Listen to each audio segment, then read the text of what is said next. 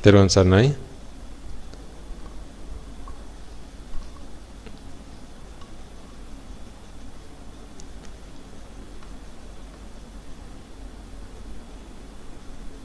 This is yet another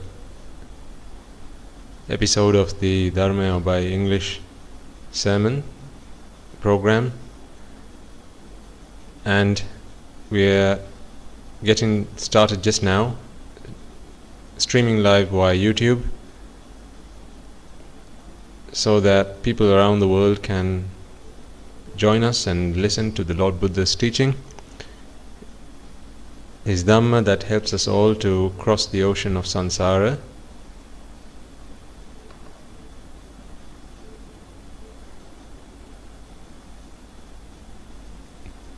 The reason we do these programs in English is so that, or at least make an effort to do so whenever we have the opportunity, is so that we can share the message of the Lord Buddha with a greater population than just the native Sinhala speaking population. We have been streaming the Sinhala programs for quite a while now. These programs are also available via the YouTube channel Dharma Obai, but we appreciate that in comparison to the Sinhala speaking population, the English speakers around the world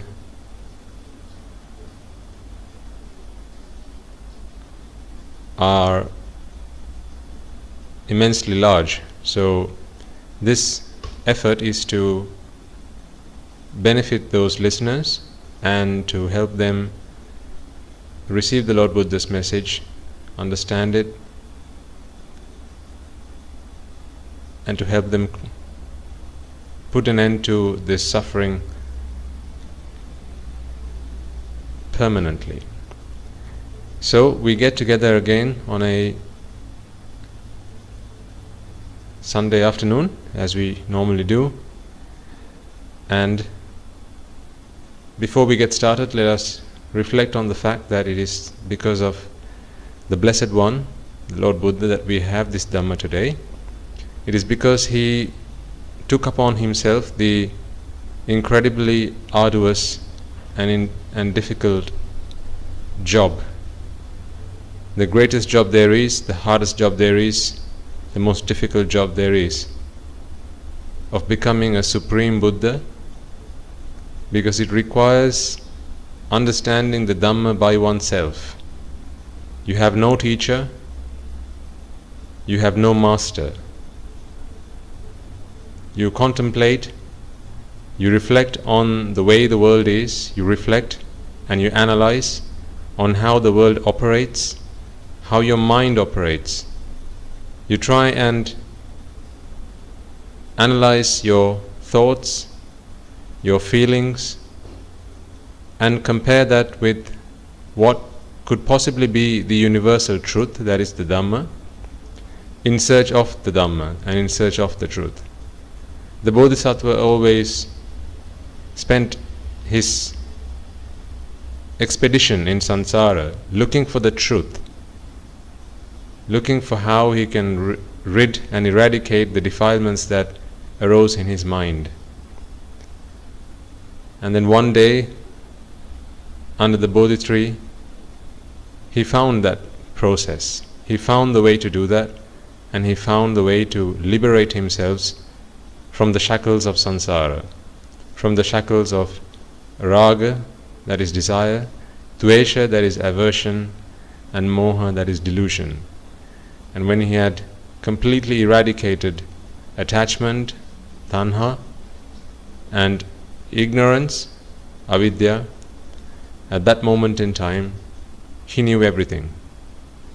He could understand everything there is to understand, from the tiniest grain of sand, how the tiniest atom, molecule in the universe works, to the entire universe itself. But most of all, he understood himself. He understood all beings, he understood man, he understood devas and brahmas, and how people and how beings in the hells suffer infinitely. He understood what the problem was. He understood what the cause for that problem was. He understood how to put a stop to that problem, and he understood what the steps are to putting a stop to that problem, and thus he became enlightened. The next 45 years of his life he dedicated to sharing all sentient beings, such that they may all listen to this Dhamma initially, as it requires an infinitely long time and extremely hard work, which he himself did for many millions of years, for many eons, and he realized that not all beings have the capacity, the time, the energy and the patience to do that.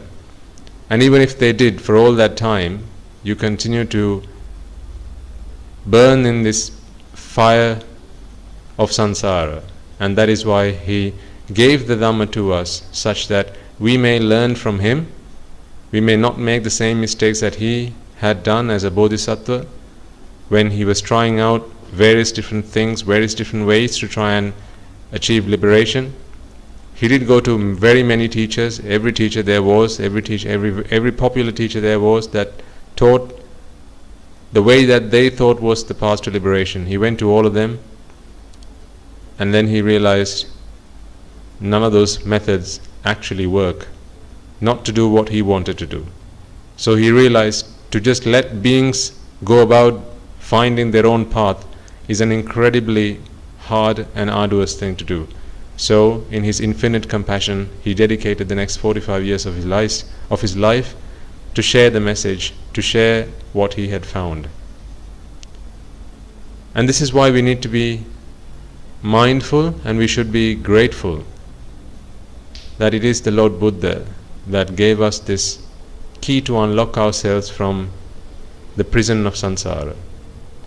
And therefore, before we commence, let us reflect on his infinite qualities, on his infinite kindness and his compassion. Namo tassa bhagavato arahato samma sambuddhassa. Namo tassa bhagavato arahato samma sambuddhassa. Namo tassa bhagavato arahato samma sambuddhassa.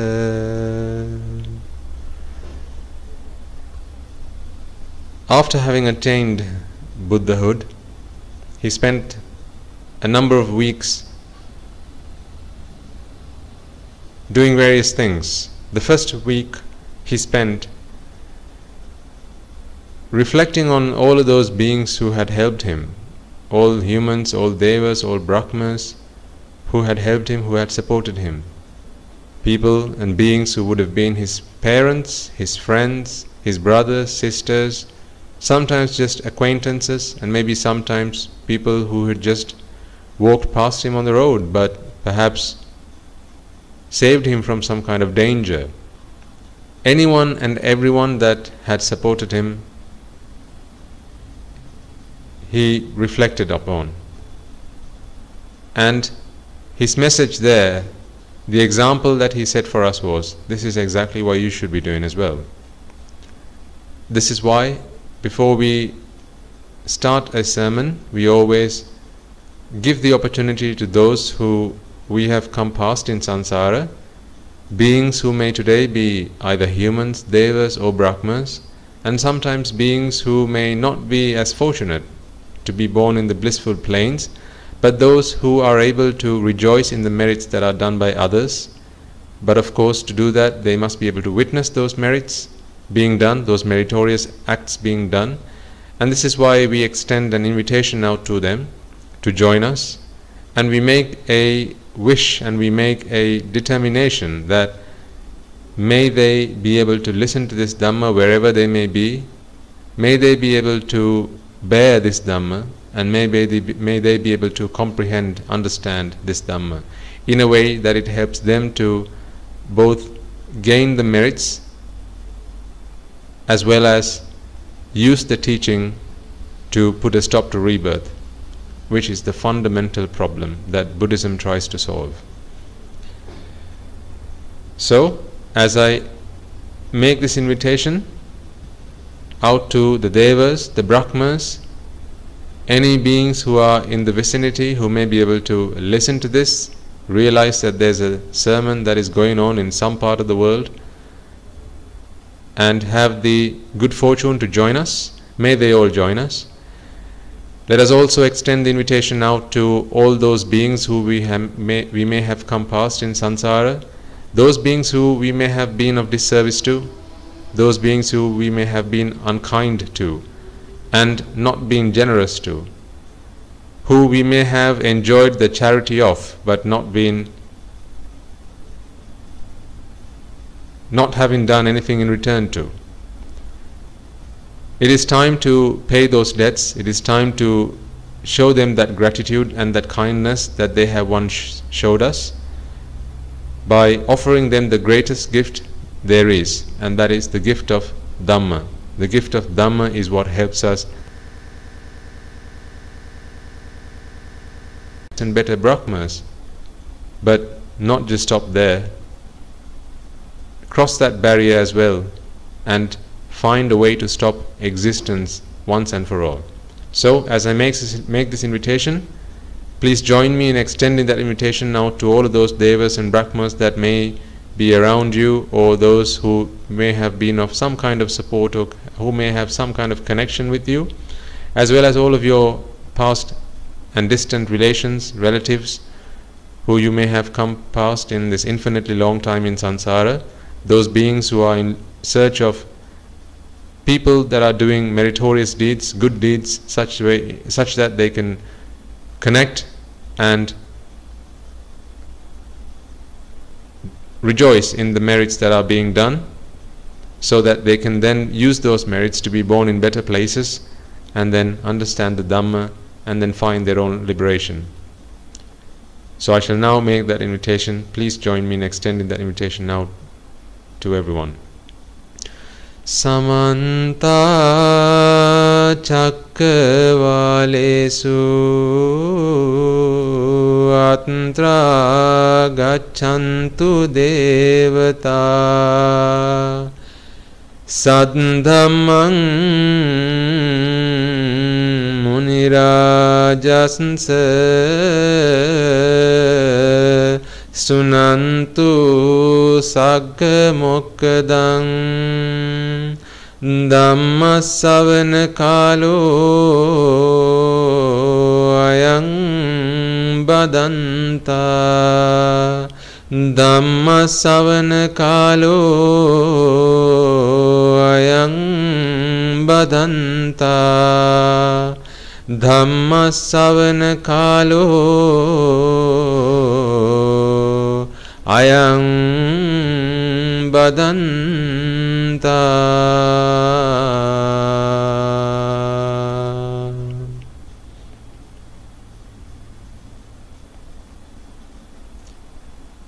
For all of you that are listening to this Dhamma, I would like you to make a firm determination that this Dhamma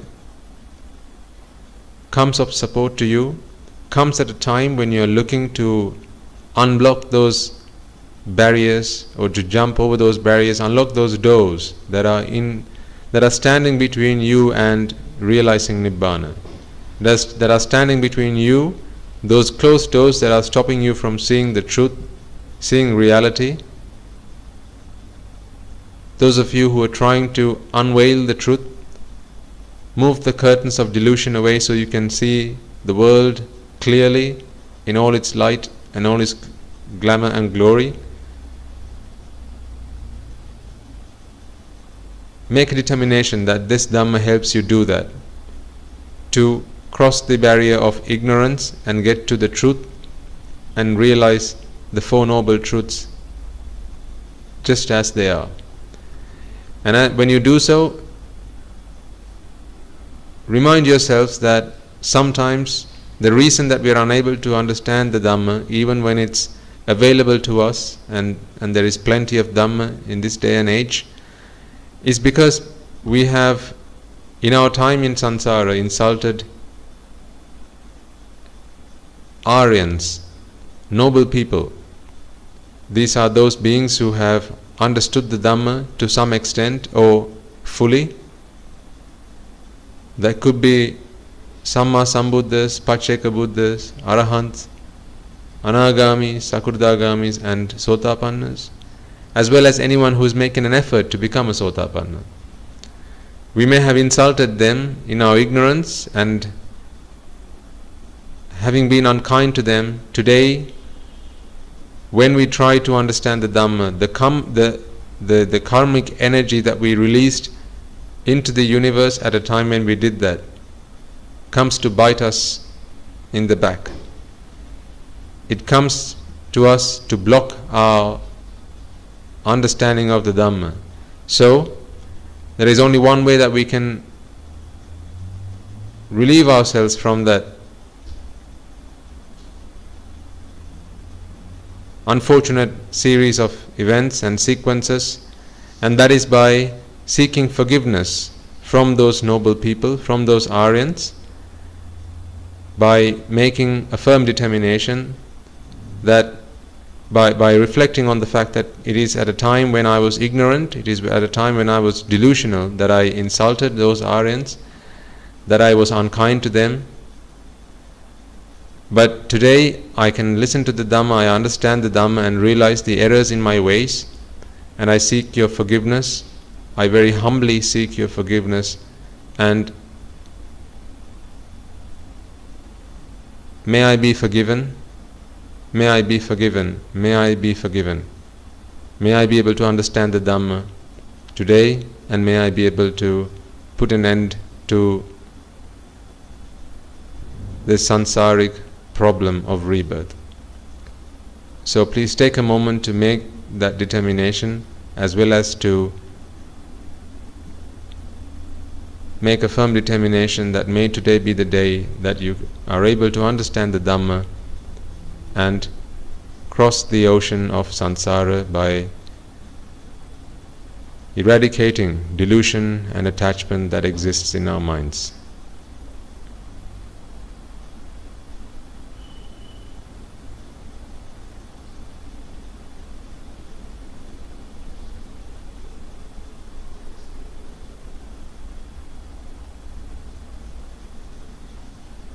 Okay.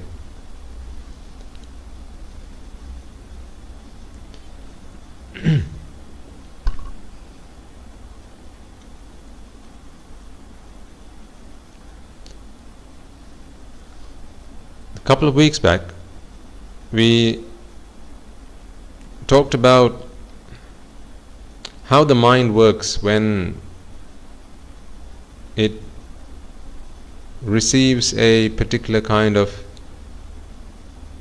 input from the five senses. We talked about, I think that was the sermon we titled Ferrari in a Pentagon. The example there being a man walks into a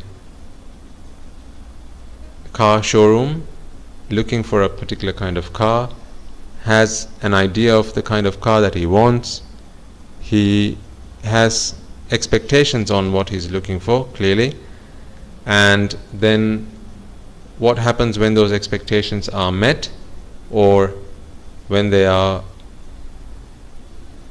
not met, and therefore how that works with the models that exist within his mind. So what I'd like to do today is to actually try and discuss a little bit more around that. There were some questions around some of those topics, and there was a request to try and simplify that, the concept that was given there a little bit more, as well as to try and show the difference between how that works in someone that is not an arahant, as well as and compare that with the mind of an arahant. How does the two work? Because ultimately, if our mind is the same, if our mind works in the same way that it does with an arahant, then obviously that is where we are. The difference between someone that is a trainee, I'll use the word trainee because they're training to be an arahant, they're practicing the path. Someone who's a trainee and someone who has been trained, or that is an arahant, is that it's not a difference in the body, it's not a difference in the physical form, but it's in the mind. It's in the way that the mind responds to the world, and that's all there is. Fortunately, you don't need to look better. You don't need to work on your looks to become an arahant. The only thing you need to try and fix is the way you view the world and the way you interact with the world. That's easier than trying to change how your body works and how it looks and so forth.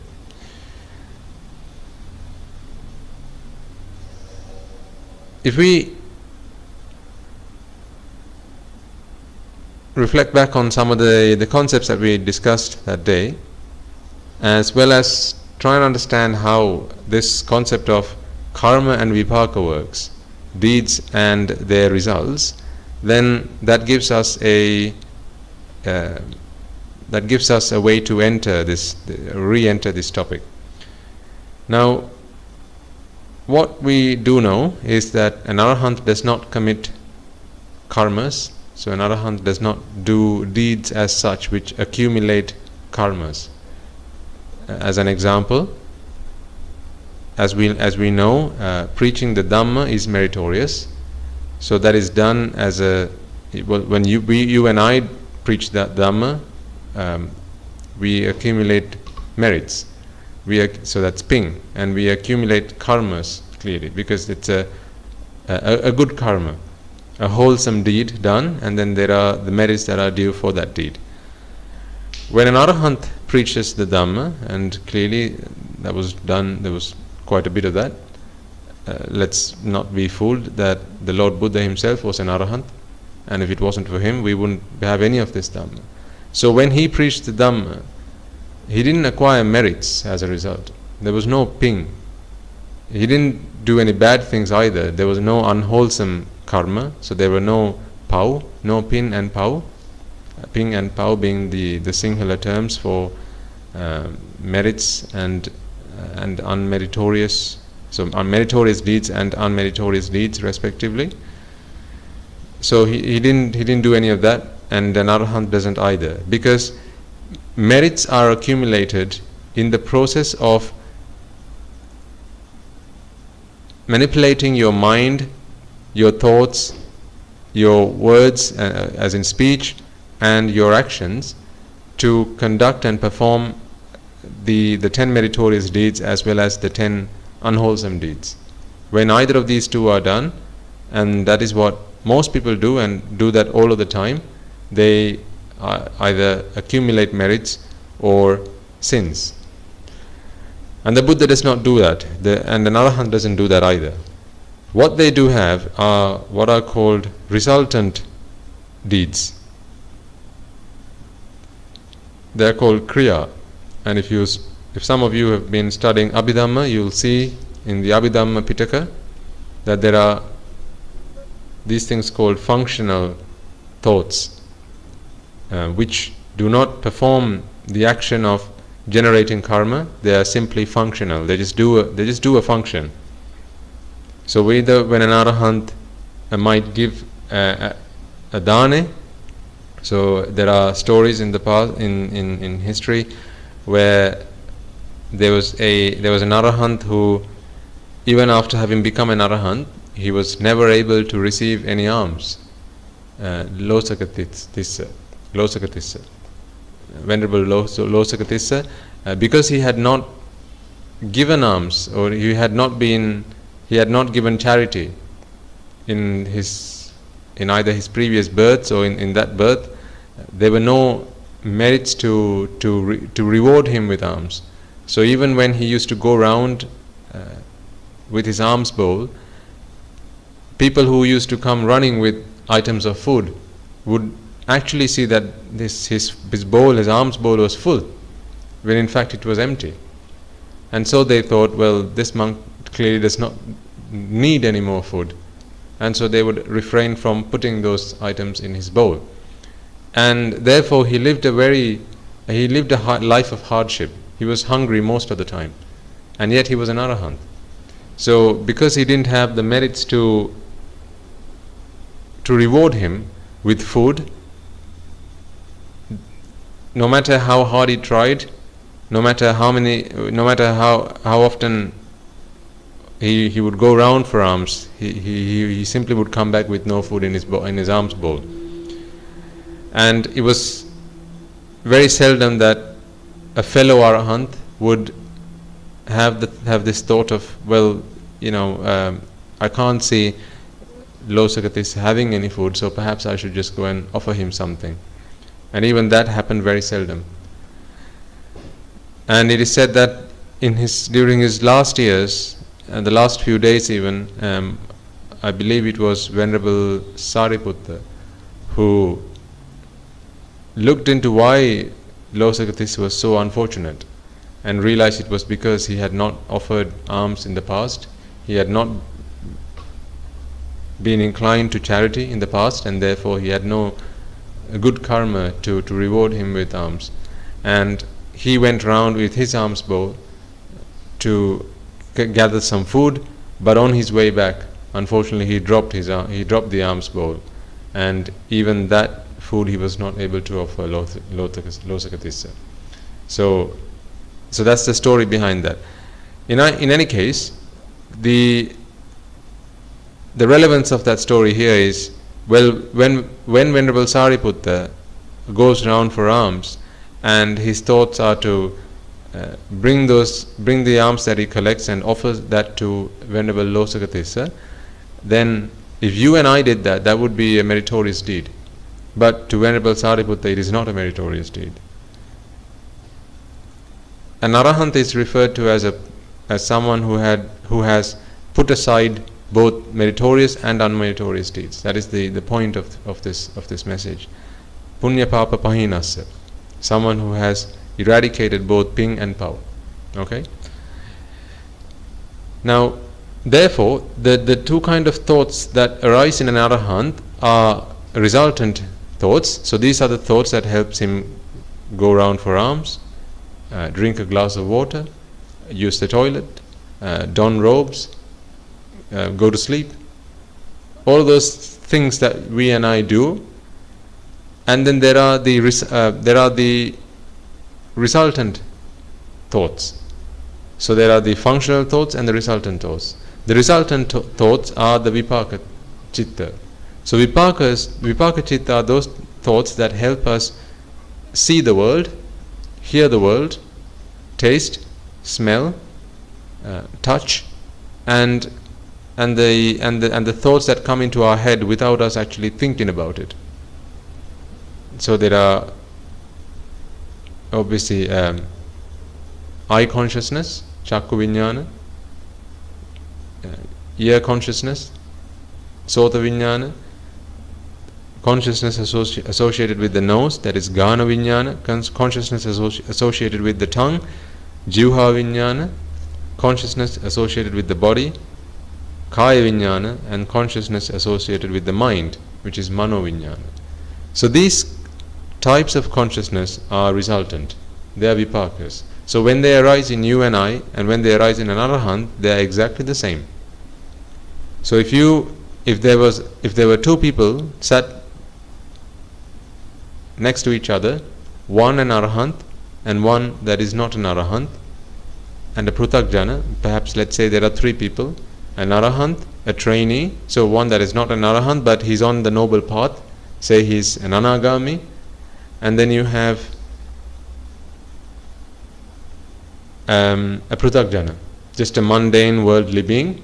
So three people, and you bring in front of them that is something that is covered, so you're not able to see what it is. All you see is a black box, and out of the box you take a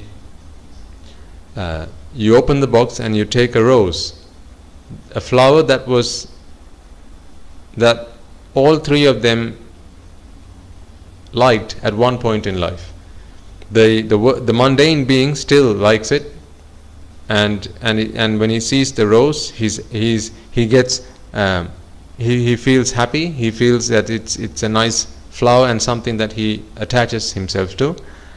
The anagami person will still be able to see that as something that is that brings karma to his mind, desire into his mind. But yet the arahant will not have any thoughts around desire. Even if as a anagami person or as a pruthakjana, which he once was, he liked that rose, but now he does not have those feelings. But the very first moment when light hits the rose and then is reflected from the rose and goes through their eyes, their pupils, hits the retina, and that signal goes to their brain, and that signal goes, and that is then comprehended in the mind as a chakku viññāna. That viññāna is actually resultant and is identical for all three of these people. Identical in the sense that it's nothing other than chakkuncha paticca rupecha uppajjati chakku viññāna. There is an object, there is a rupa, there's the eye, and then there's the eye consciousness.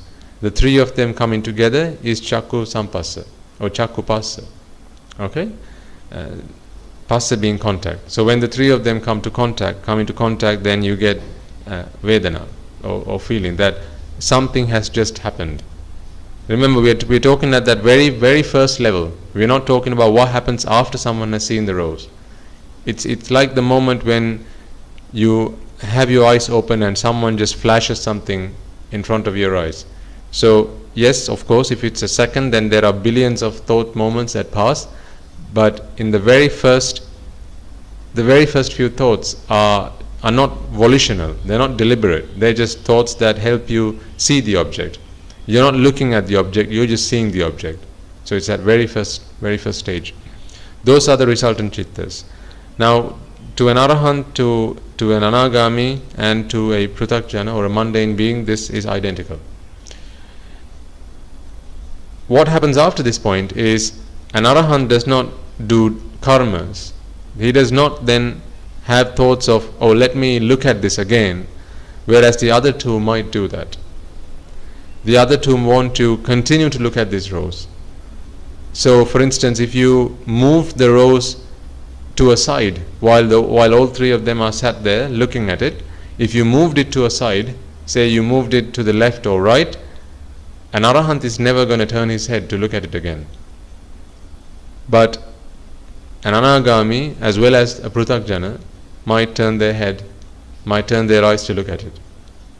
The pruthakjana will most certainly do that if that is something that he's attached to. I mean, there are objects which he may not be attached to, but let's assume that the rose is something that he does like. He's going to turn his head, and then the anagami might do the same.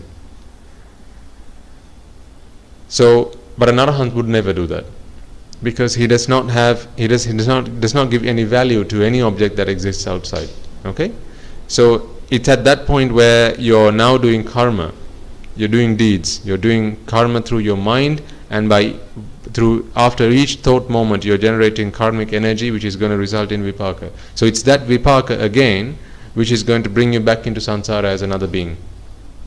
The thoughts that made you want to turn your head and look at an object, that's the kind of thought that brings you back into samsara. And it's because an arahant has eradicated desire. He never feels the need to look at an object. He'll see an object, but he's not going to look at an object. Certainly not with desire or aversion or delusion. Right? So, what happens when you look at the rose? And if you continue with that example, remember we talked about the models that are set within our minds. Those very few thought moments are vipakas, as we just explained. And you then see the rose, all three of these people have. Those are the vipaka, that's the vipaka consciousness, and you are even able to identify this as a rose. What a non-arahant does at that point is, as soon as this mental impression of a rose is created in their minds, remember they're all seeing a mental impression, because outside there is no rose. Outside is just apo, tejo, vayo, patavi, and there's an object that is in front of a certain background. That background could be, and as we said, it's a black box. So you taken a rose from a black box and you're holding it in front of this black box. So all three of them are simply seeing red against black, and perhaps a stalk that is green against black. So you're seeing three colors: red, green, and black. So there's no rose really. So where does the rose come from? The rose comes from Chakku Vijnana. And what happens after that? So Chakku Vijnana, that is the consciousness associated with the eyes, tells us that something's going on outside. Because now this being, all three of them are seeing three different colors. There's clearly something's changed, something's going on out there. And you're seeing the rose petals, you're seeing the stalk, you're just seeing the red, you're seeing green, and you're seeing black. So clearly there's a distinction between those three colors, and you can see a border where there's a change in colors. Borders are simply a change in colors, right? Nothing else. And when we see that, the arahant, the anagami person, and the pruthakjana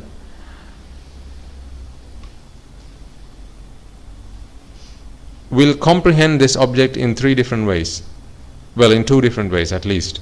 The arahant will just see color against color, unless he wishes to identify what this object is. If he wishes to identify what this object is, he takes this combination of red with green and then black, so clearly realizing that there are three different things that requires identification, and then he goes back in his memory and checks what are some of the things that agree with this kind of combination. And obviously all of this happens in a flash of a second. And in his memory there will be he'll know that this is a black box, because the black box was in front of him before the rose came out of the black box. Having seen that it has 4 or 6 sides, and it's square-like, it's a 3D form. It takes up space. Again, this is how you identify a box. If you see a box and you're seeing it against a wall, then all you're seeing is a change in colors, and you're seeing a border, and you're seeing that it's taken up space because your eyes can see 3D, and then all of those inputs are dropped into your Rupa Vedana Sanya Sankara Vijnana, and out comes the result. It's a box. It's a black box. It's a black box that is stood against a certain background. So the same thing happens when the arahant sees this rose. And when he does that, remember, an arahant does not have upadanita nama rupa. There are no grasping aggregates. He doesn't grasp, he doesn't cling on to any of these aggregates.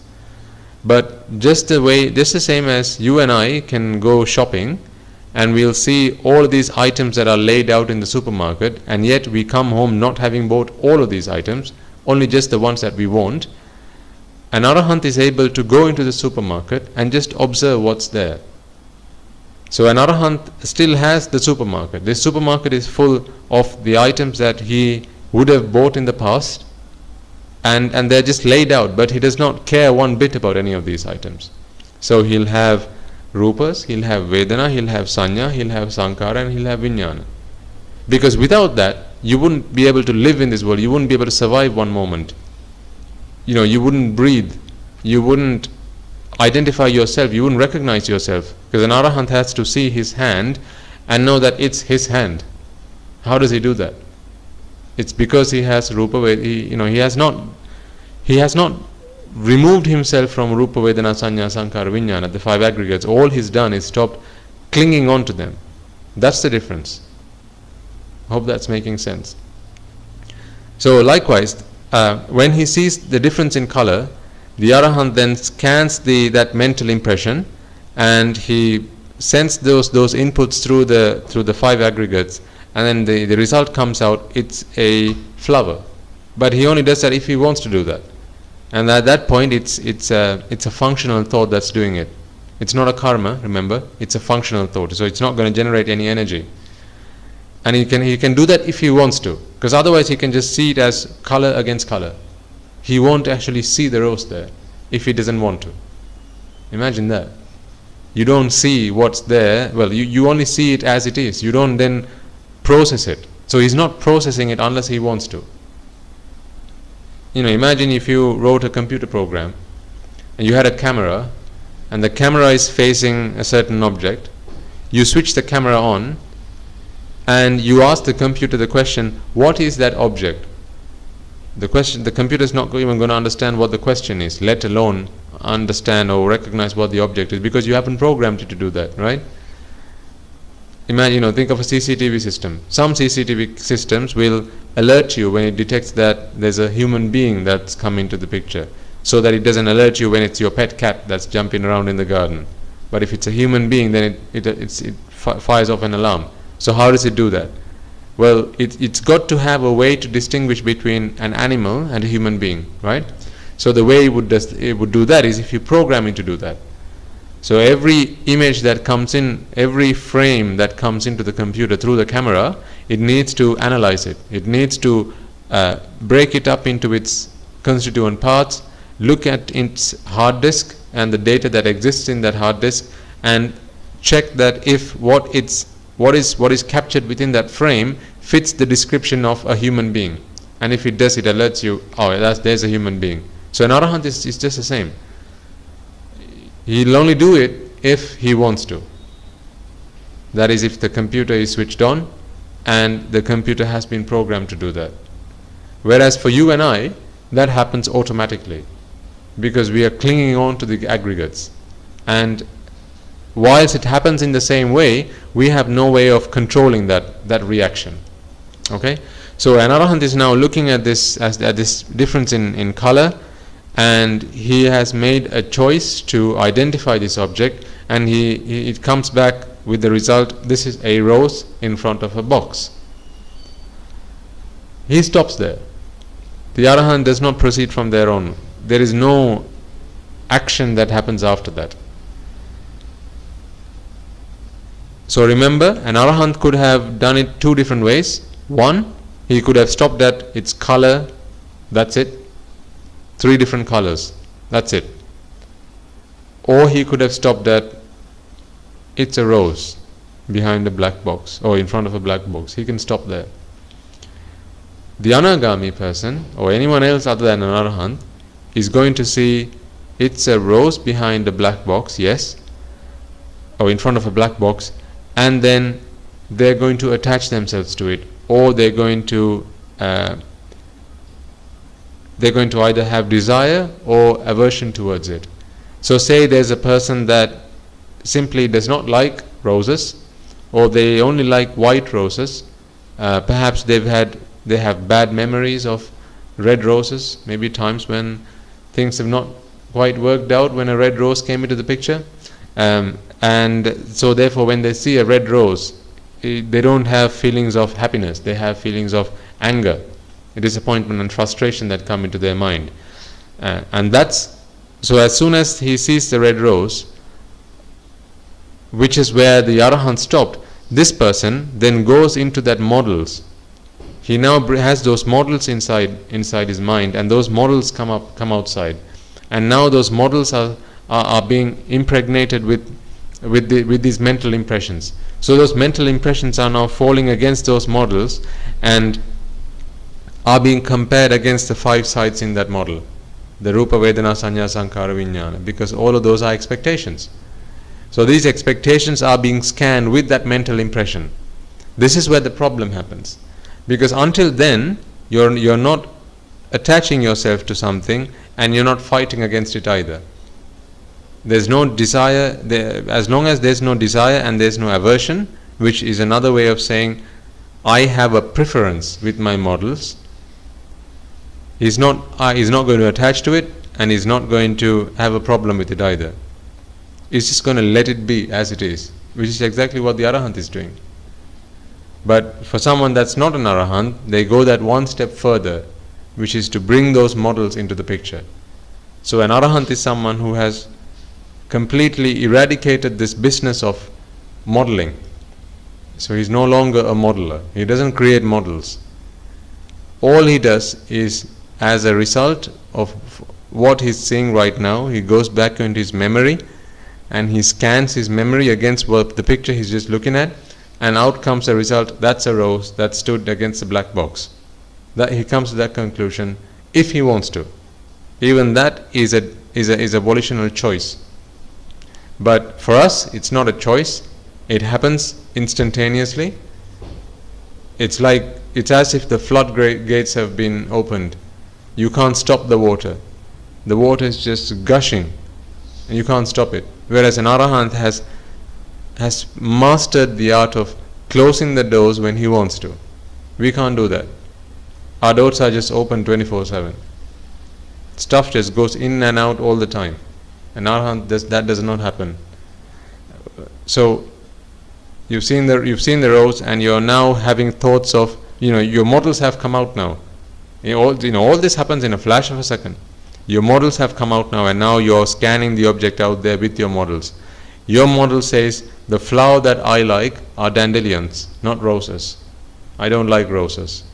Now you're not feeling happy. You're not having good thoughts. You're having thoughts of anger, frustration, disappointment. Think of the time when perhaps you've gone shopping for flowers. You've gone to the florist and you asked him to bring you some red roses, and he comes out with dandelions. Or perhaps you've asked for the latter, and he's coming out with red roses. At that moment, you're going to be annoyed. That's not what I asked for. Why? Because you had that expectation. So, whereas if someone else had ordered it,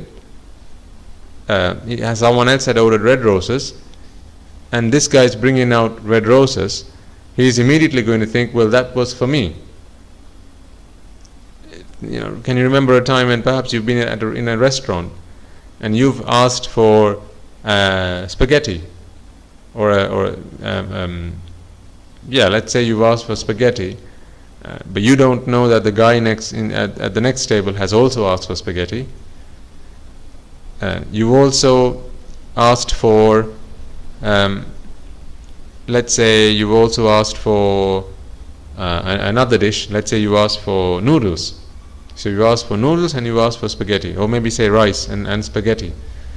And the waiter comes out with a plate in his hands, and on this plate you have spaghetti. When he brings this plate out, you're thinking that is for you, but actually this guy is bringing spaghetti for the guy that sat at the next table, and he's only asked for rice. So he's got the order wrong. He's bringing this food for the guy that sat at the next table who's asked for rice. You asked for spaghetti, and he's bringing out this dish. And then immediately you're going to think, that's for me. But this guy knows that it's for him, and he's going to be angry now because that's not what he asked for. But you're going to be happy.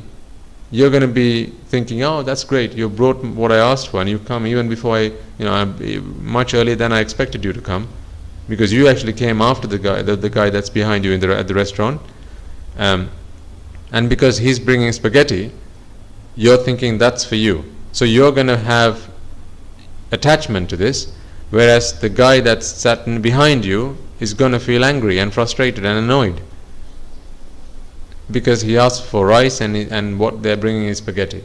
So the point being made here is, it's not what the waiter's bringing that is the problem. It's because your model says, I want something else. The guy the guy at the table behind you also has a model, and each of these models just does not fit with what happens outside in the world. And when it doesn't fit, anger, frustration, and disappointment. When it does fit, happiness and satisfaction. That's what happens. Now, there's also something else we should try to understand here. Now, this can be very subtle, so I'll try and explain it as simply as I can. And perhaps if it's not clear, then please post any questions you might have. I'll use an example here where, say for instance, you've got two objects in front of you. These two objects are a chair and a stool. They're both made of plastic. They're both made of exactly the same kind of plastic. Okay? Now, when you're looking at these two objects, you identify one as being a chair and you identify the other as being a stool. You identify that they're both plastic and they have a color. Okay? And what I want you to try and think is, where does this concept of object 1 is a chair and object 2 is a stool come from? Because out in the world, all you have is rupa, is apo, tejo, vayu, patavi, varna, gandha, rasa, oja, the pure octad. That's all that exists outside in the world. So where does this impression of a chair and a stool come from? Because if all our eyes can see are apo, tejo, vayu, patavi, let's keep it to just those four to keep it simple. So that's the fire element, the earth element, the water element, and the air element, the heat element. Sorry. Then where do we get this concept, or how do we recognize that object A as a chair and object B as a stool? Well, here's how that happens. Out in the world is just the order in which the apo, tejo, vayu, patavi exists at that point in time. And in fact, if you took the chair and you recycled the plastic, you could actually make the stool out of that with exactly the same amount of plastic. And if you broke the stool down, you could make the chair again. You recycle the chair again, you could go back to the stool. You could keep doing that any number of times you want. Obviously there's going to be wastage and all that, but let's ignore that for now. Okay? The amount of element, plastic, in both those objects are exactly the same. And assuming we could use a process that is 100% efficient, you could each time melt the chair down into the plastic and make the stool, and do vice versa as well. So actually out there is just apo, tejo, vayu, patavi. So where does this concept of a chair and a stool come from? So what we need to think about is, imagine there were two people. One does not know what a chair is. He does not identify a stool, either of these objects. And then there's a second person that knows a chair when he sees one, and he knows a stool when he sees one. So two people looking at these two objects. One does not know what that is. Okay? The first person that does not identify these objects, and it's the first time he's seen it, will not have a preconceived idea of this is what a chair or a stool should look like. Or at least he's not going to know that, oh, there are two objects in this world that look different in this way. He will not realize that there's an object in this world that looks the shape of a chair, and he won't know what a chair is to begin with. He won't know what a stool is to begin with, because those those sanya does not exist in his mind. But if it's the first time he's seeing those two objects, then that creates a mental impression. This is why the second time you show him the same object, he's going to expect the first object that he saw. But he's still not going to be able to identify that as a chair. You ask him, what is that? I don't know, but I've seen it before, is what he's going to say if you show it to him the second time. Whereas the person that identifies a chair, if you ask him the first time, what is this? He's going to say it's a chair. Imagine you broke one of the legs and you showed him, what is this? He's still going to say, well, it's a chair, but it's broken. Right?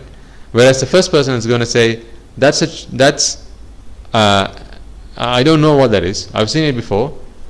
But if you showed him the chair that had a broken leg for the first time, he's still going to say, I have no idea what that is.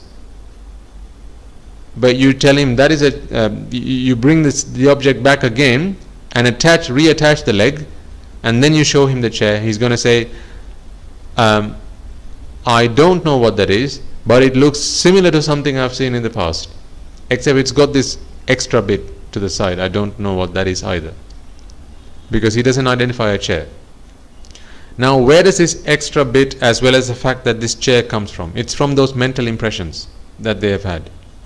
Now, remember I said it's just Apo, Tejo, Vayu, Patavi that exists there, which is why you can melt one combination of Apo, Tejo, Vayu, Patavi, and you can create another combination of Apo, Tejo, Vayu, Patavi. This is the only reason why, when you have so I remember as a boy, when we had long trousers, and certainly my dad said he used to do that when they were young. After a while, they used to use it when you couldn't wear your trousers outside, as in they're worn to some extent. What his mother would do would actually chop the legs off and then make it a pair of short pants that he could wear at home. So it was a set of trousers before that, and now it's a pair of pants. Okay, so likewise, one day you see a towel, the next day it becomes something else. It becomes if I took another example, one day you see a bit of cloth that is used as a tablecloth. The next day it's used as material for handkerchief. The reason we can do that is because the tablecloth is not permanent.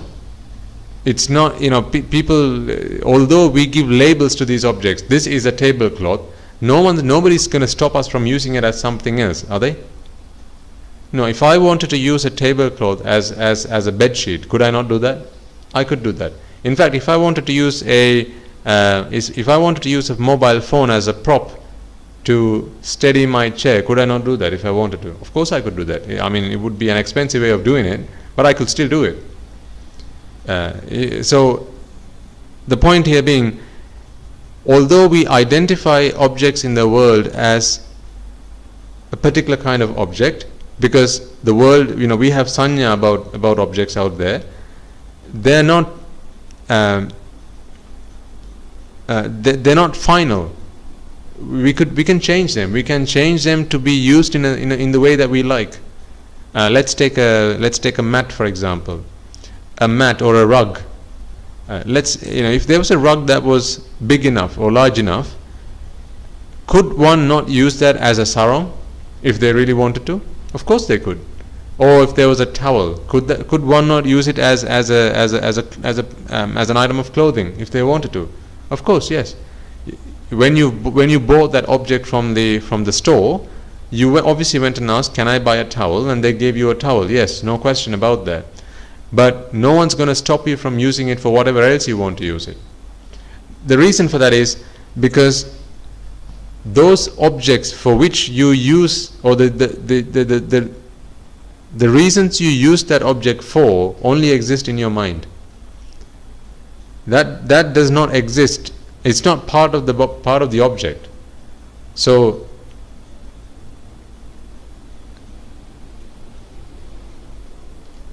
this is why,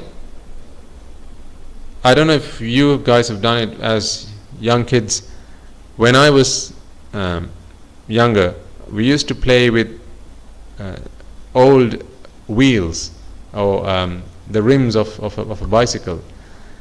So when we bought a bicycle, at first the two wheels are what moves the bicycle. It's the two wheels are part of the bicycle. But when the bicycle is old and you've got to throw it away, what we do is we remove the wheels and then we give them away to young kids who play with a stick, and they just push the wheel, or just they remove the rubber tire from around it, and you just have the rim, and with a stick you push the rim along the slope, and they have a lot of fun with that. So it's gone from being a tire or a wheel for a bicycle to a toy for a kid. Okay, same object but different use. This is because when I look at a wheel of a bicycle, I'm thinking that's the wheel of a bicycle. When a young kid looks at the wheel of a bicycle, he's thinking that's a toy that I can use to play with a stick. So why two different sanya? Why two different ways of identifying that object? It's because this is what we need to think. Does the wheel exist out there in the world? Does the toy rim exist out in the world? Does a handkerchief exist out in the world? Does the tablecloth exist out in the world? How about a towel? Does that exist out in the world? Or a chair or a stool? Or are they concepts that are created in our mind? Because when I tell you the word tablecloth, as soon as I say the word tablecloth, there's a tablecloth that comes into your mind. When I say the word towel, there's a towel that comes into your mind. Now and the next moment, if I bring you an object, and if it's so I've said the word towel, and I bring a towel in front of you.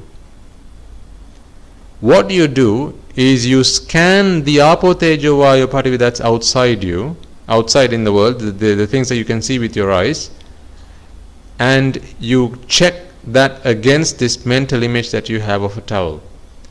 And if it fits, then you're going to say that is a towel.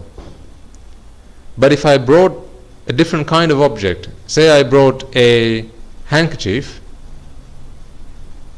you're going to scan that and you're going to compare that with your mental impression of the towel, and you're going to say that's not a towel. But if I wanted to, I could use it as a towel, could I not? I could. Some people do. And the reason for this is because out in the world, all there exists is apo tejo vayu pathavi and various combinations of that. We create things over and above apo tejo vayu pathavi in our minds, and it's like a mental impression that we project onto the world. So when you see apo tejo vayu pathavi in a way that in a certain way, when your eyes can perceive that in a certain way, you give it the label towel, you give it the label handkerchief. But in reality, that did not exist out there. All that existed out there was tejo vayu pathavi, which is why you can recycle things. Because if you couldn't, you wouldn't be able to recycle things. I mean, how can a towel become a handkerchief, or how can a handkerchief become a towel if that was fixed? If that was a towel, you couldn't change it. But the reason you can change it is because out there is just apo tejo vayu pathavi, and apo tejo vayu pathavi is what goes into everything. This is why we can recycle a plastic bottle and make a chair out of it. Why? Because the plastic bottle is not something that is fixed. The chair is not something that is fixed and permanent. They can change depending on how we want to change it. And then given any combination of apo tejo vayu pathavi, what it does is, because we have this mental impression that we cast out into the world, we then set the borders for things. Now, let's take a really simple example. White wall. Against this white wall, I hang a picture. Okay, so you have a picture that's hung on a white wall. Now, who says your border for the first object or the picture is the border of the picture that is actually out there? So who says that's where you've got to set your borders? I didn't say that. Do you understand what I mean? You've got the white wall. On the white wall is hung a picture, a framed picture. Okay. Now, how is it that you recognize that there's a framed picture in front of the white wall? Yes, there was difference in color. Okay, but let's say the white wall has another border. So you have the large white wall. Within that, you have another a square. Say that's yellow in color. So white wall, and in that on that white wall is a square that is yellow, and within that square you have this picture frame. Now, so you have three changes in color: white to yellow to that of the picture, and the picture frame is black. So black, yellow, white. Okay, as it goes outside, and then coming in, it's white, yellow, and black. Right? You're going to look at that and go, there's a white wall. On that white wall is a square that is yellow, and within that square is a black picture frame. How did you, where did you get the instruction to draw your borders exactly there? I didn't give you that instruction. That instruction you took on yourself. You took that on yourself because you're looking at that, and the apotejo vayo patavi is all that is there, right? The wall and the picture frame are all apotejo vayo patavi. The yellow bit is also that. It's just got a different varna, but it's all apotejo vayo patavi. What's going on there is you're seeing the picture frame and you're thinking, because you have in your mind the concept of a picture frame, when you see that combination of apotejo vayo patavi, a picture frame, the model for a picture frame comes into your mind, and then you project that frame outside into the world. So this is not like you're emitting light from your eyes. That's not what's going on. You set the border for that picture frame. This is how you can identify that there's a framed picture in front of me. Let's take another example. Let's say your mother. I ask you to be sat in a room. I ask your mother to come into the room. She walks into the room. You say hello, and then I ask her to walk out of the room. I do that a second time. You say hello, and then I ask her to leave the room.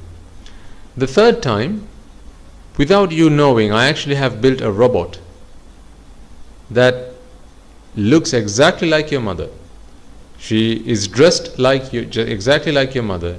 She can also mimic the movements of your mother, but it's a robot. It's just metal, wires, and some batteries inside it. Okay? Now, the third time I bring this robot, and you're not able to tell that it's your mother. It's a robot. You're thinking this is your mother, right? As soon as this robot comes in, I pick up a knife and I stab this robot. How are you going to feel? You're going to be infuriated. You're going to feel angry. You're going to feel sad, and you're going to be in shock. Why have you just killed my mother is the question you're going to ask. Why did you just stab my mother? When actually it's not your mother. It's just a robot. It's just metal, some wires, and some batteries. But what happened was you cast a mental impression or a mental projection of what you thought is your mother onto this robot. Because the robot was exactly the same size as your mother, it was dressed just like your mother from you having seen the mother a few moments ago, and because it can mimic the movements of your mother, so it's mimicking the Rupa, Vedana, Sanya, Sankara, Vijnana. Because it's mimicking those 5 things, when you see this robot, you have just cast this projection that as soon as, because again, the robot and your mother, what are they made of? Apo, Tejo, Vayu, Patavi. So there's no difference there. It's just 2 lots of Apo, Tejo, Vayu, Patavi.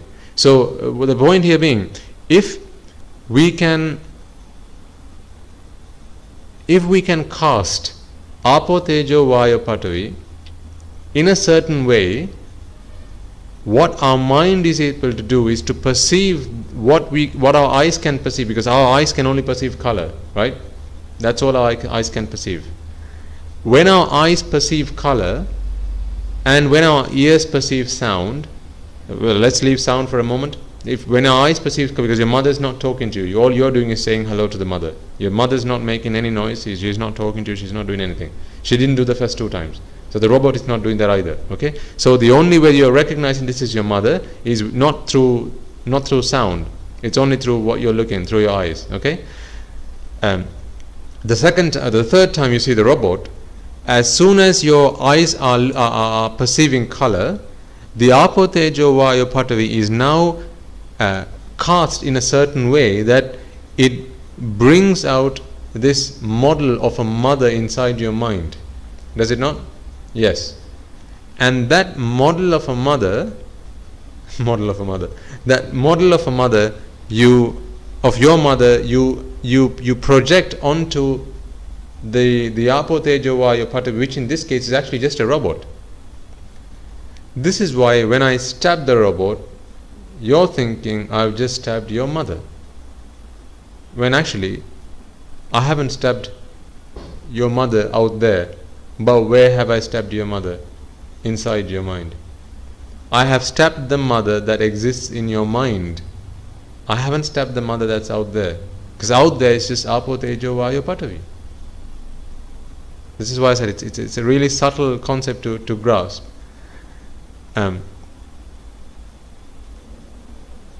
Take another example. Let's say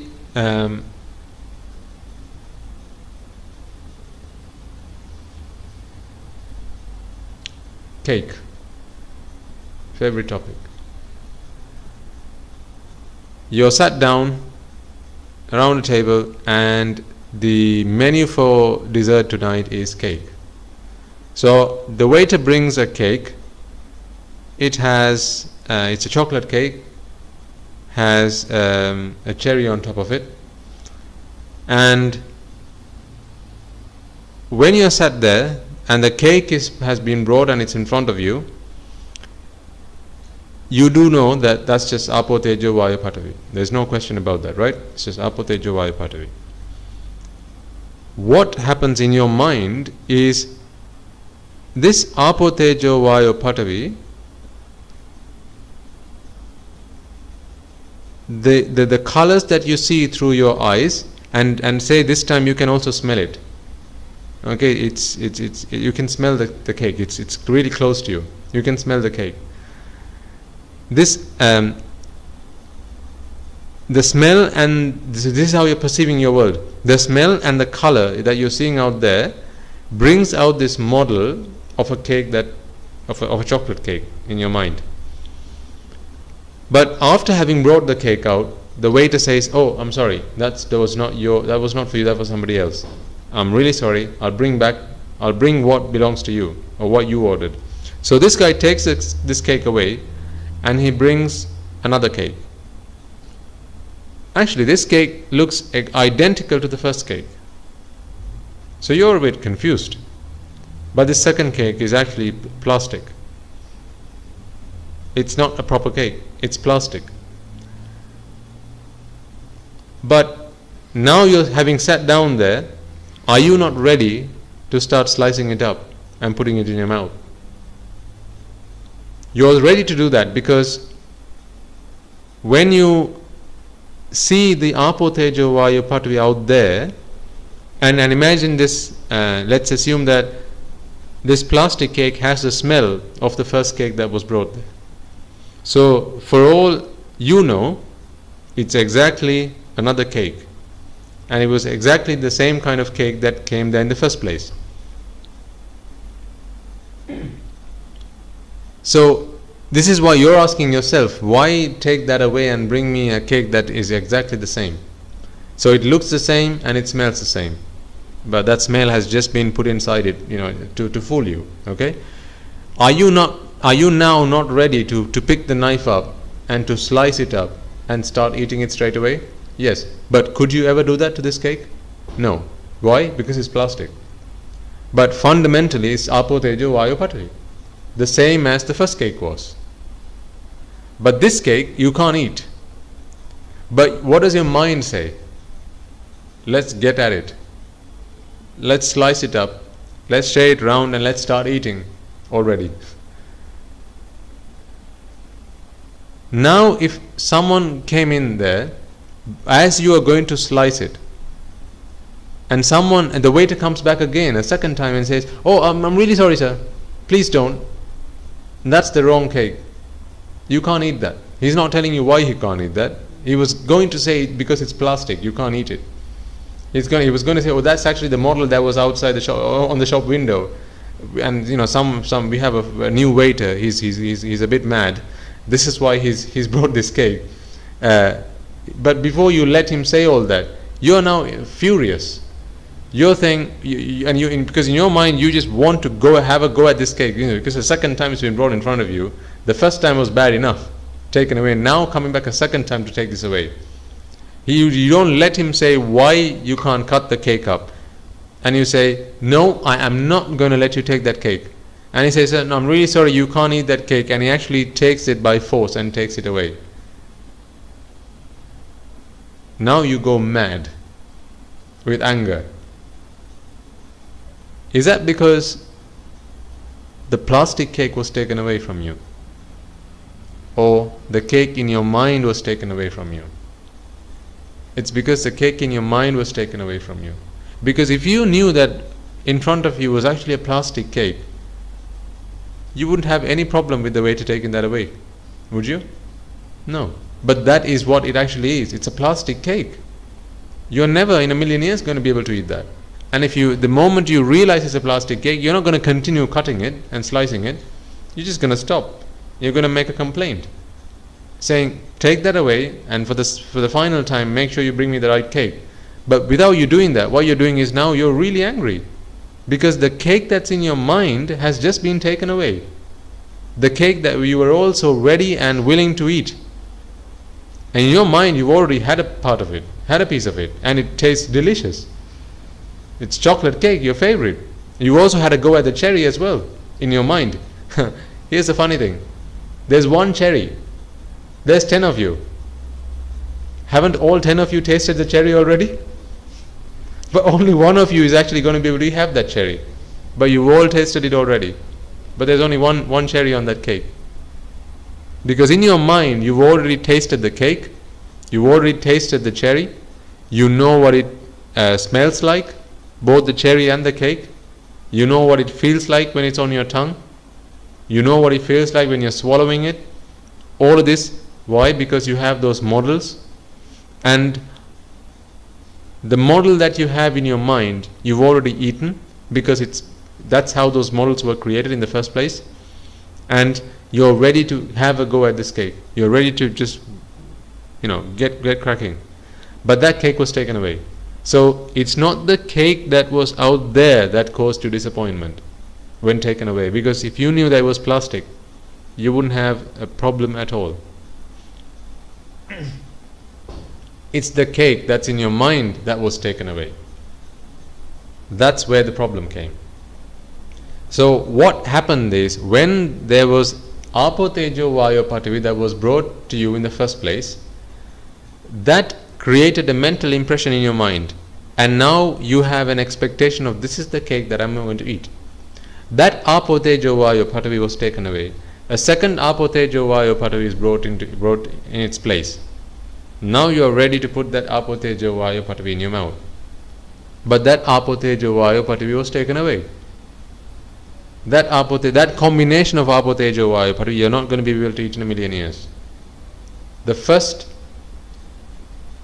you were angry with, or you said, okay, that's fine, just bring me the right cake, and that wasn't a problem. But the second time, that was a huge problem. When actually, you shouldn't have had the problem with the second cake, because that was plastic. You couldn't have eaten it. So, what we need to realize is, what's happening is when you're seeing Apo Tejo Vayu Patavi out there, as in the most basic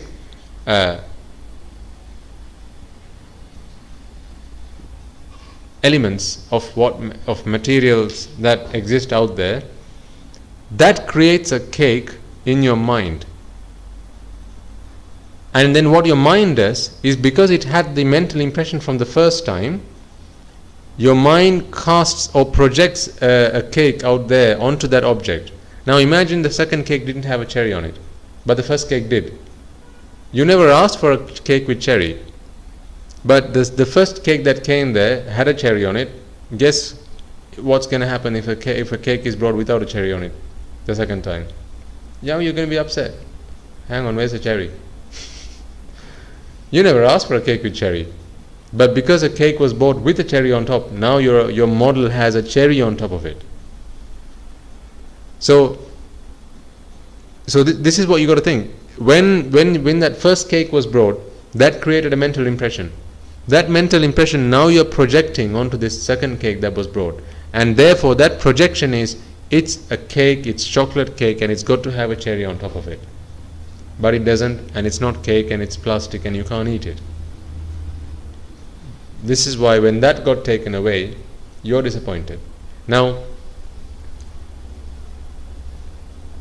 if you think about this then, and kind of try to draw what's going on in your mind, we eat what we create in our minds, not what's out there.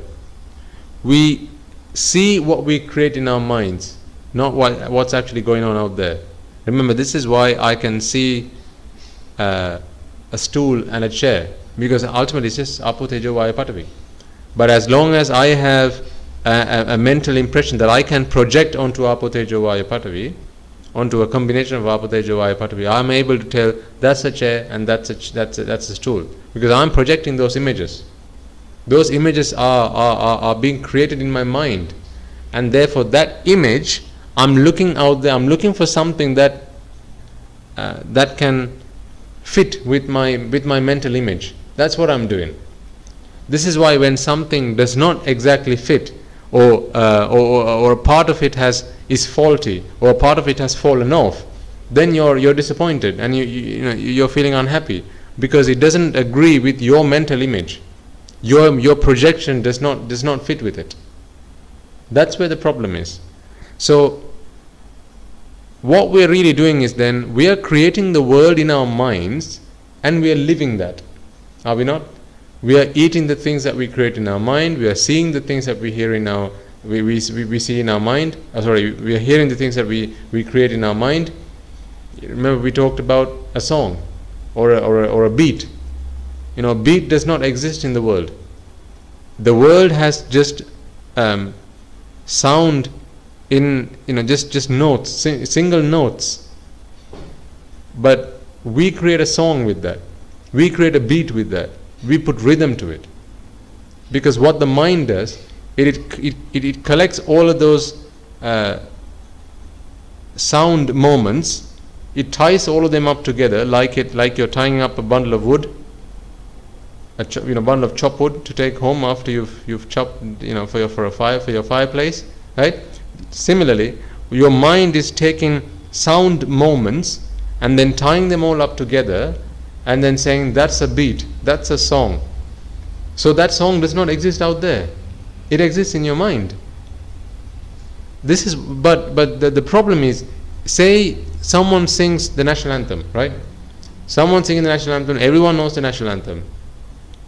And then one guy sings the wrong bit, or one guy goes off rhythm or off beat. Now you have a problem with that. You have a problem with that not because the guy went off beat, it's because it's not the same as the national anthem or the song that exists in your mind. That's where the problem is. So what you're doing is when someone's singing a song, see, you're doing it even when someone's singing a song. You're projecting what's in your mind out to the world and expecting the world to give you to fit exactly with your projection. Think of you as a projector. You've seen a projector. When you're using a projector, your projector projects a screen, projects an image. Basically, it's just light, right, onto a background. And when it projects that image onto a background, imagine it's a picture of, or it's an image of a man. So now you're just seeing like a silhouette, just a black on a background. Okay. Now, when, say there's a kid who likes to draw pictures, and you ask the kid, can you please draw me a picture of a man? This kid brings a picture of a man, and you've now got this picture in front of you. Now you turn on your projector. The projector is projecting a picture of a man. So now what happens is, when your projector projects that image of a man, and you're projecting it on top of the image, on top of the picture that the kid has drawn for you, if they fit exactly, what you're going to say? Oh, well, you've drawn a good picture of a man. But what if it doesn't fit?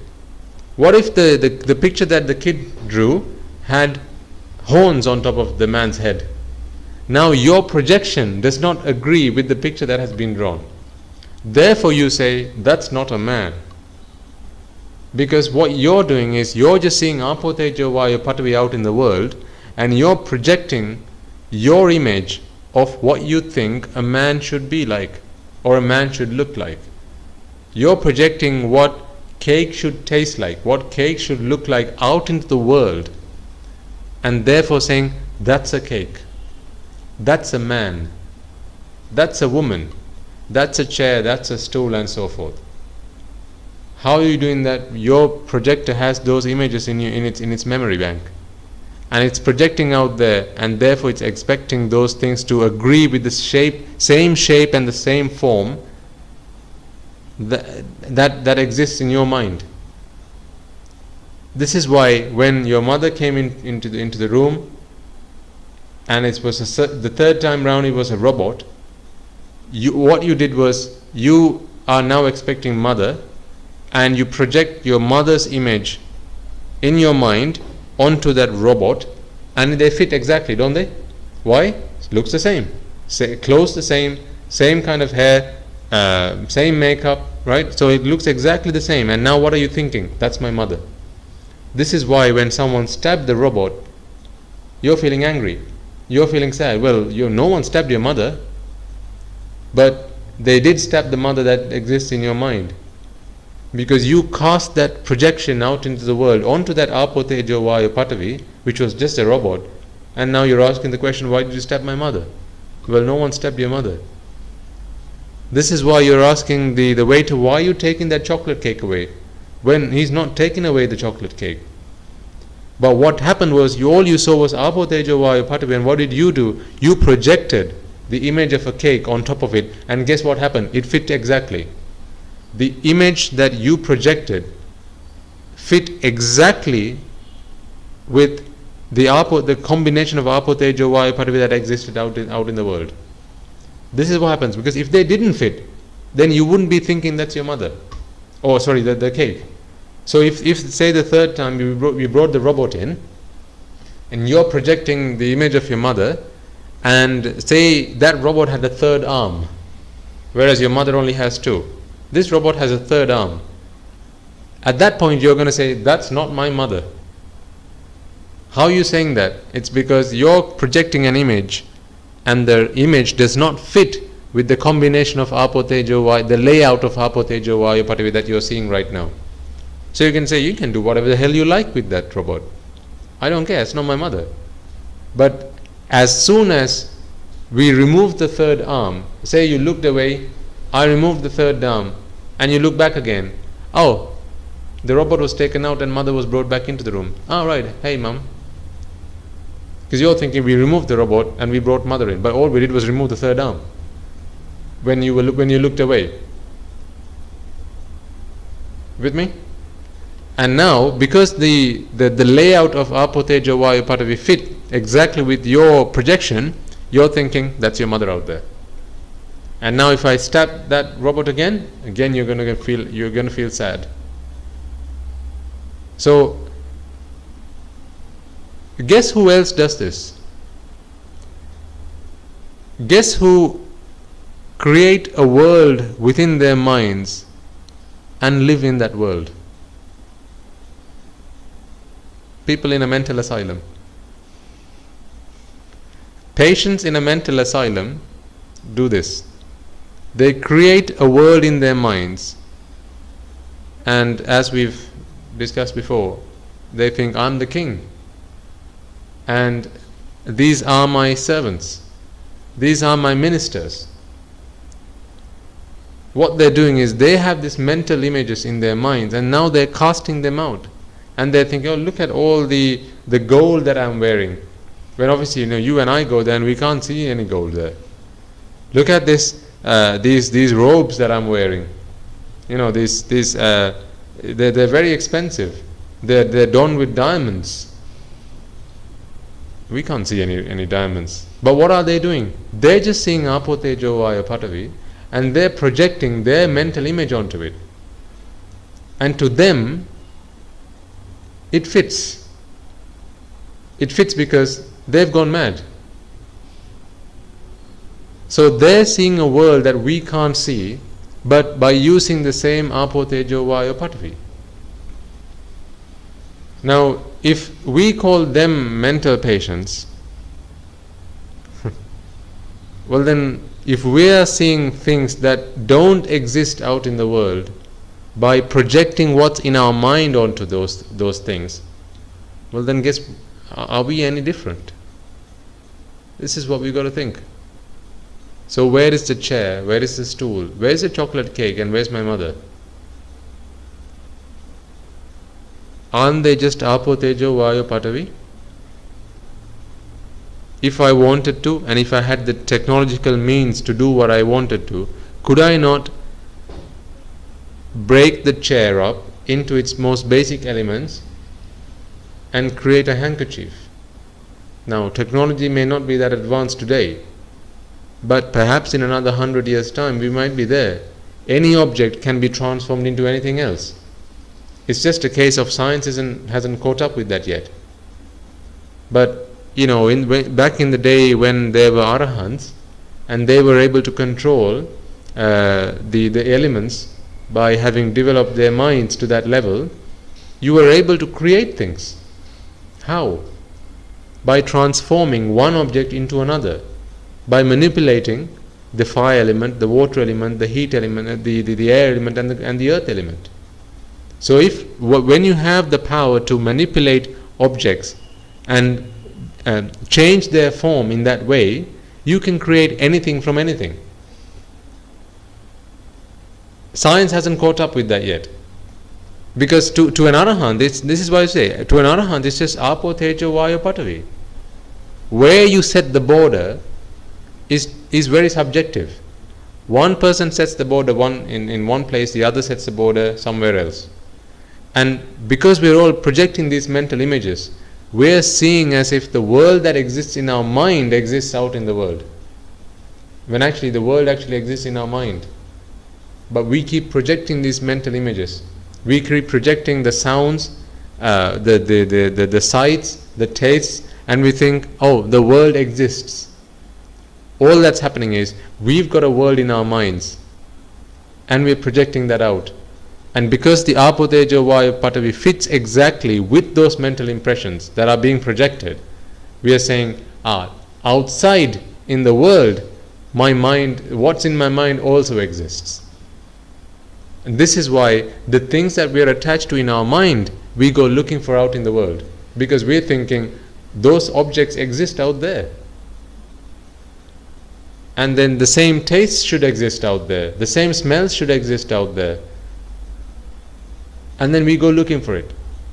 So when Venerable Sariputta says avidya samudaya rupa samudaya, what he's talking about is, because we are under delusion, because we have ignorance, the rupas, the mental formations are created in our mind through avidya. Now, is it not evident that it is because of avidya we do this? When an arahant doesn't do that, an arahant just sees apo tejo vayu patavi. And if he wants to, clearly he can go back in his memory and put form around these objects. But to us, we see this as a chair. I have no choice but to see this as a chair. I could never see this as anything else unless I become an arahant. And at that point, I have the ability to view an object in a different way if I wanted to. This is why an arahant looks at a log and says, well, Lord Buddha, Venerable Sir, I can see this log, I can just see the apo in this log. I can just see the tejo, I can just look at it and go, that's just vayu, that's just patavi. But to you and I, we look at a log and all there is a log, because we're not seeing things as they are. So when he says avidya samudaya rupa samudaya, well, clearly, then he says tanha samudaya rupa samudaya. So in English, that's through ignorance arises form. This is the form that he's talking about in the mind. Remember, form that arises in the mind, because that's the kind of form that can be eradicated by eradicating avidya. By eradicating avidya, I can't eradicate this chair. I mean, that makes sense, right? I can't eradicate this world that I'm looking through my eyes by eradicating. I can't remove this. I can't destroy the world out there, outside me, by eradicating ignorance and attachment inside me. But the matter that I can eradicate inside me are the mental impressions that come into my mind. But that can be eradicated, or that can be removed by eradicating avidya, ignorance. And then karma samudaya, rupa samudaya. Well, obviously, karma is when you do things.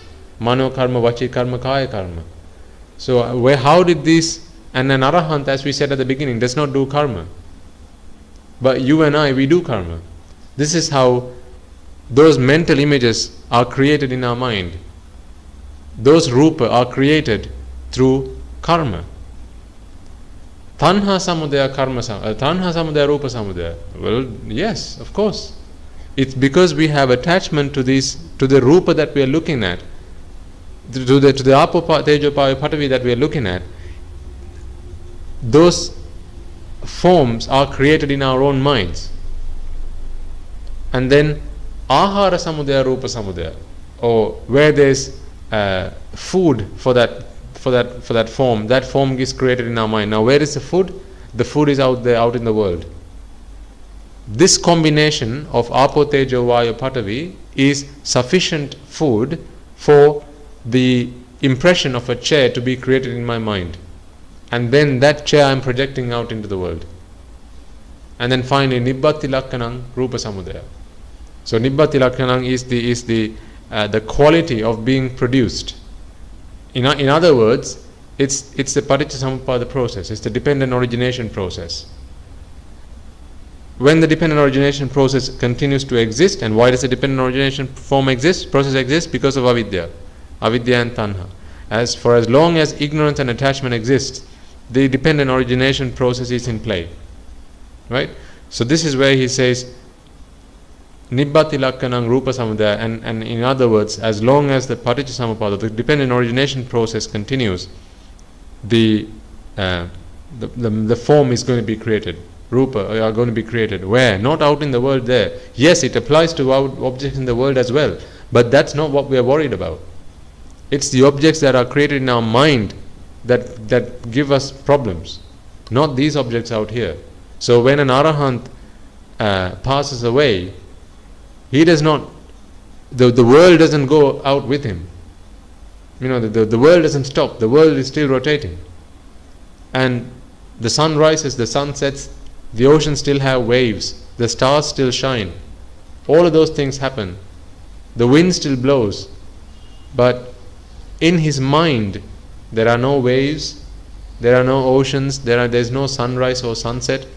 Why? Because he has removed all kinds of rupa at that point forward.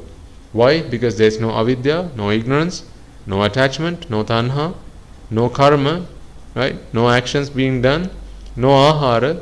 Because his senses are now completely off.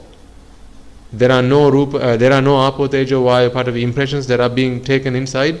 Okay, and there is no nibbati lakkhana. There is no paticcasamuppada process. So that's how an arahant has eradicated all kinds of rupa. Not rupa out there, rupa inside the mind. So that was quite a complex bit of philosophy. I didn't think of talking about that, but it's just ideas started to flow, and I can see how that whole thing fits together now. And this is why I encourage people who have an understanding of the Dhamma to engage in conversation with someone who's similar, and someone who has a genuine interest, and someone who understands the basic principles of the Dhamma. Because when you do that, it gets you to think, and it gets that is the nature of Dhamma. When you open the floodgates, then things just come flooding in. The Dhammas just start flooding in. And having done this sermon, I now can see what Venerable Sariputta explained when he said avidya samudaya rupa samudaya, something that I didn't think about before I started speaking. So perhaps it's a good fortune for all of us to have done that.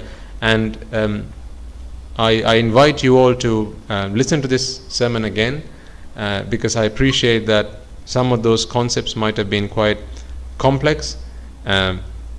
Repeatedly listen to it a few times until you've understood it fully.